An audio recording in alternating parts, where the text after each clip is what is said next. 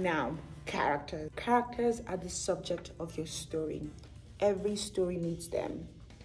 Your characters don't have to be human, they just have to be characters. An animal can be your character. An object can be your character. You can be the character in your story. But one thing your characters must be, they must be well-rounded.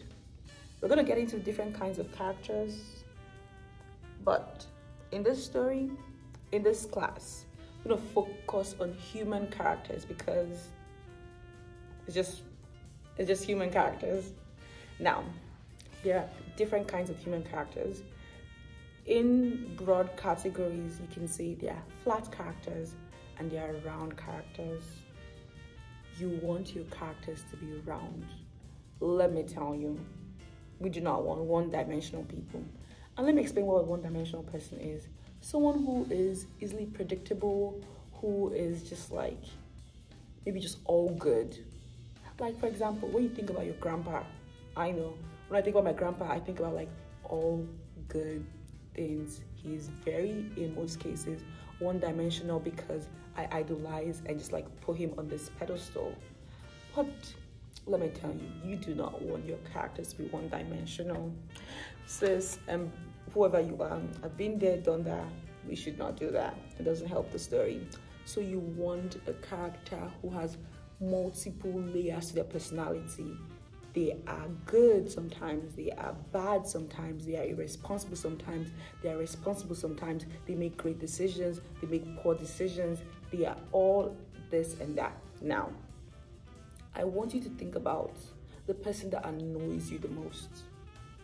It could be you could be that person. Think about them and think about all the aspects of their characters. Take some time, just close your eyes, you can if you want, and think about them and write it down. Let's write down the attributes of this person's character. First of all, they're annoying, obviously, but take time.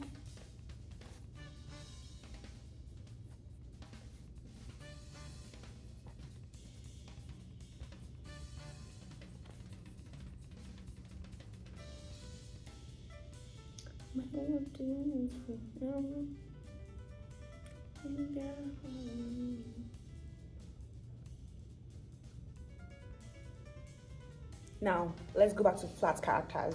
They are stereotypes, they are predictable people, but round characters, like we said, are well-fleshed, developed people capable of surprising us. The difference between flat and round characters is that flat characters are stereotypes and predictable.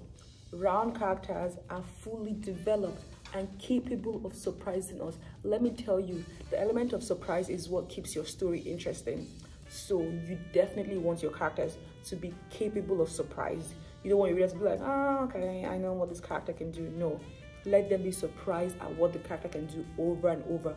Obviously, there should be a level of, I know this character and what he or she is capable of, but within their character, let there be elements of surprise that keeps your story interesting. So think about the person who annoys you the most in the world and write about them. Just like go for it.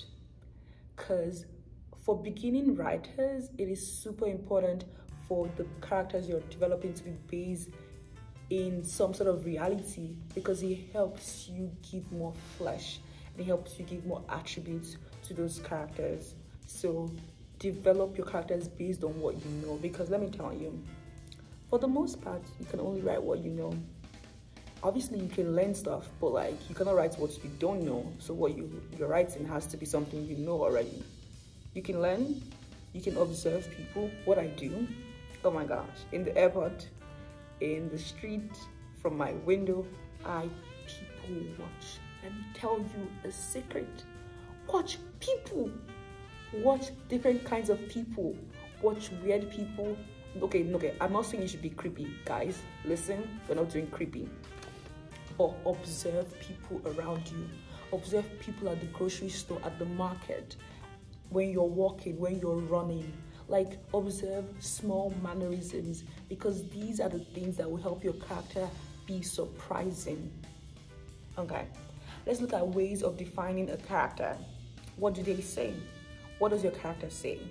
What do they look like physically?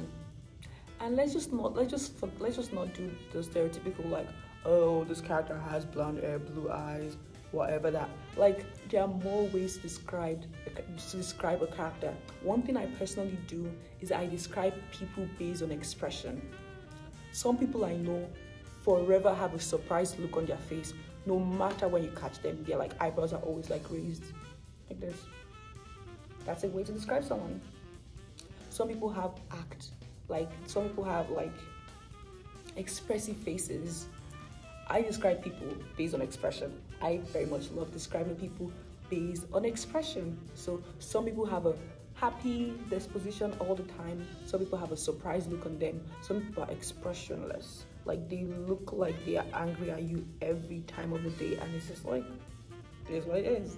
So that is one way I have found to describe people, because to be honest, like describing physical attributes are not my best. Like, I can describe like expressions, and expressions are obviously connected to physical attributes. So like, if you ask me what a high cheekbone looks like, to be honest, I really don't know. Like, okay, I guess cheekbones are high, but I feel like expressions are things that other people can relate to. So this is one of my tricks. Describe people based on expressions, but obviously those expressions connect to physical attributes. So in the end, you are doing what? You are describing people based on physical attributes. Now, let's go to another way of defining a character. What do they feel? And to be honest, the only person you really know how they feel is yourself. So I would say use your own feelings as a foundation for building how you think your character would feel.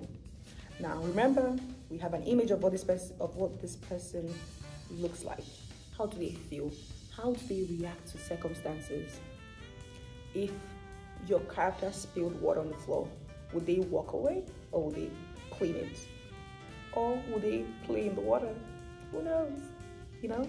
Think about how they feel. That will help you develop a strong character. Do you get this? Now, let's write a character description for this person, the most annoying person you know. Go. And post that in the class discussion. I want to see your comments and your posts. And yeah, let's do it. Go.